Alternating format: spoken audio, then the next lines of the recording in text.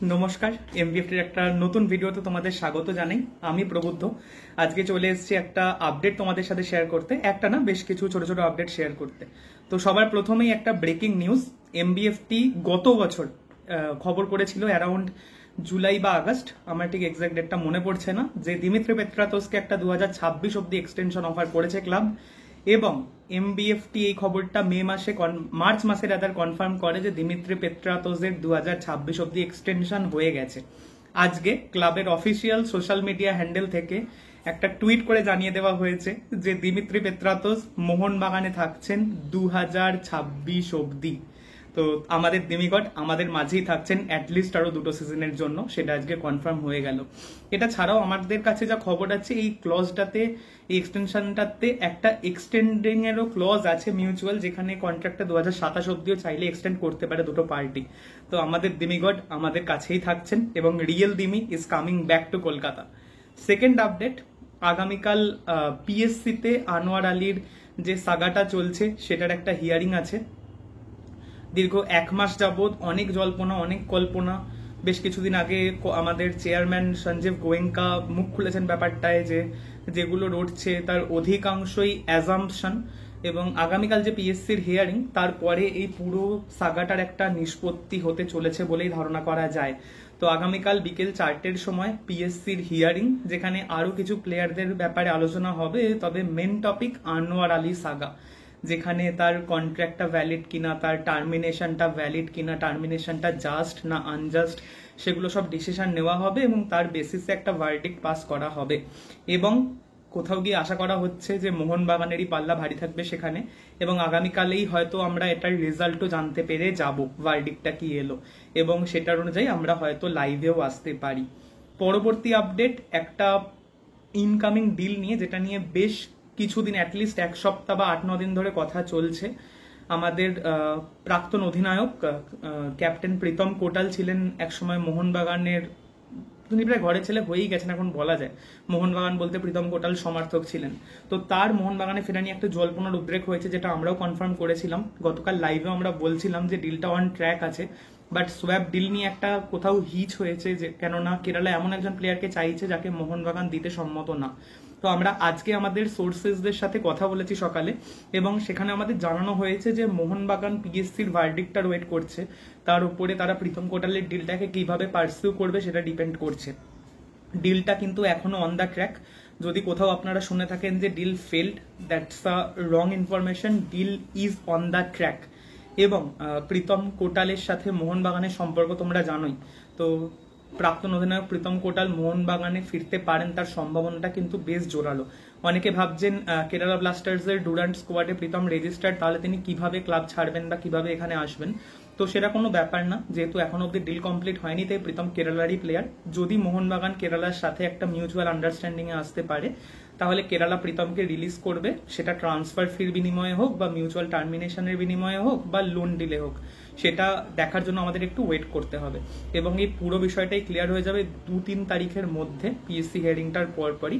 এবং কোথাও গিয়ে প্রীতম কোটাল হয়তো মোহনবাগানে ফিরতে চলেছেন। এখনো ডিল সাইনিং হয়নি, এবং ডিলটা যে জায়গাতে ছিল, যে একটা হিচ হয়েছিল সোয়াপ ডিলের ব্যাপারে, সেখানে একটা সলিউশন খোঁজার চেষ্টা চলছে। যদি সোয়াপ না হয়, মোহনবাগান অন্য অপশনের জন্য রেডি।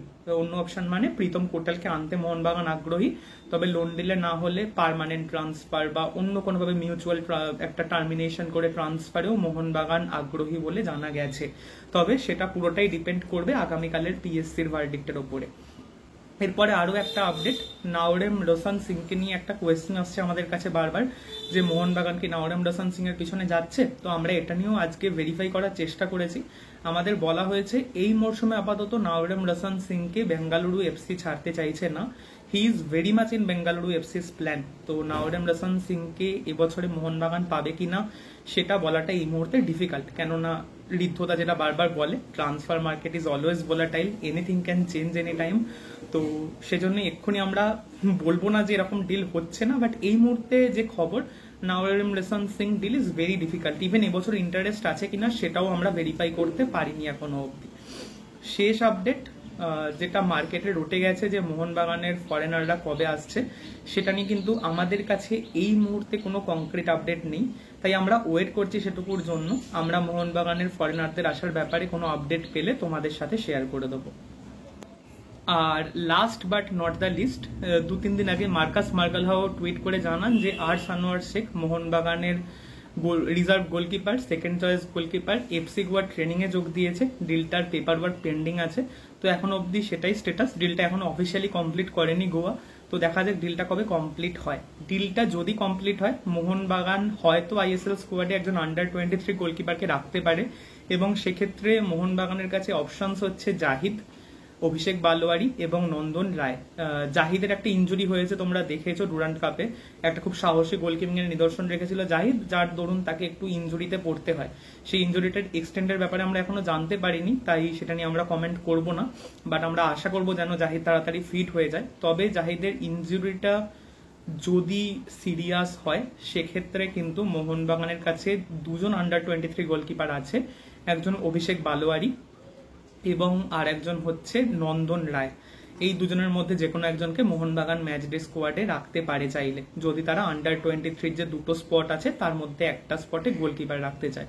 তো দেখা যাক মোহনবাগান কাকে রাখে সেখানে, এবং আদৌ তারা আন্ডার-23 স্পটে গোলকিপারকে রাখে না অন্য পজিশনের প্লেয়ার রাখে, যেমন স্ট্রাইকার হিসেবে সুহেল, ডিফেন্ডার হিসেবে দীপেন্দু, এই অপশনটাও মোহনবাগান রাখতে পারে চাইলেই। তো সেটার জন্য অপেক্ষা করতে হবে, দেখা যাক মোহনবাগান সেটা নিয়ে কি ডিসিশন নেয়। তবে যদি তারা কোনোভাবে সেই জায়গায় নন্দন রায়কে রাখে, হয়তো একটা নতুন রেকর্ড করতে চলেছে মোহনবাগান, যেখানে আইএসএল এর ইতিহাসে সর্বকনিষ্ঠ গোলকিপার হিসেবে নন্দন রায় কোনো ম্যাচ ডে স্কোয়াডে থাকতে পারে। এটা আমরা শিওর না, তাই এটা নিয়ে আমাদের একটু দেখতে হবে চেক করে, বাট এটা হলে কিন্তু একটা নতুন রেকর্ড হতে পারে। আর last but not the least, আজকে আমাদের সিল্ড জয়ের অন্যতম কারিগর জেসন স্টিভেন কামিংস, তার জন্মদিন।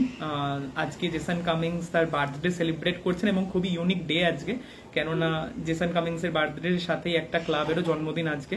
যাই হোক, জেসন কামিংস মোহনবাগানের শিল্ড জয়ে কি ধরনের ভূমিকা রেখেছিলেন সেটা বলার অপেক্ষা রাখে না। মুম্বাইয়ের এগেনস্টে তার গোলটা নিয়ে তো কথা হয়ই, এছাড়াও অনেক ক্রুশিয়াল জায়গায় জেসন কামিংস গোল করে মোহনবাগানকে ম্যাচ জিতিয়েছেন। গতবারে শিল্ড জেতার যে রেস ছিল সেখানে গোল্ডেন বুট রেসে মোহনবাগানের সবচেয়ে বেশি গোল করেছিলেন কামিংস, তো তার যে অবদানটা ছিল সেটাকে অস্বীকার করার জায়গা নেই। এবারে কামিংস আরো ফিট, আরো তরতাজাভাবে ঘুরে এসেছেন ভ্যাকেশন থেকে। এই মুহূর্তে কামিংস প্র্যাকটিস করছেন এবং তিনি বেশ ভালো শেপে আছেন বলেই খবর। তো আমরা আশা করব এবছরে আমরা কামিংসের যে অস্ট্রেলিয়ায় যে কামিংসকে দেখা গেছিল সেই কামিংসের একটা ভার্সন ইন্ডিয়ান সুপার লিগে দেখতে পাবো। সবাইকে অনেক ধন্যবাদ চ্যানেলটা দেখার জন্য। প্লিজ আমাদের চ্যানেলটা একটু সাবস্ক্রাইব করে দাও যাতে আমরা 3,500 সাবস্ক্রাইবারে পৌঁছে যাই। তোমাদেরকে অনেক ধন্যবাদ, তোমরা ভালোবাসা দিয়ে আমাদের 3,400 সাবস্ক্রাইবারে এনেছো। প্লিজ একটু ভিডিওটা দেখাকালীন সাবস্ক্রাইব করে দাও যাতে 3,500 সাবস্ক্রাইবারে আমরা পৌঁছতে পারি। অনেক অনেক ধন্যবাদ এমবিএফটির পাশে থাকার জন্য। ভিডিওটা লাইক করে দাও, চ্যানেলটা শেয়ার করে দাও, সোশ্যাল মিডিয়া হ্যান্ডেলগুলো আমাদের ফলো করে নিও। জয় মোহনবাগান।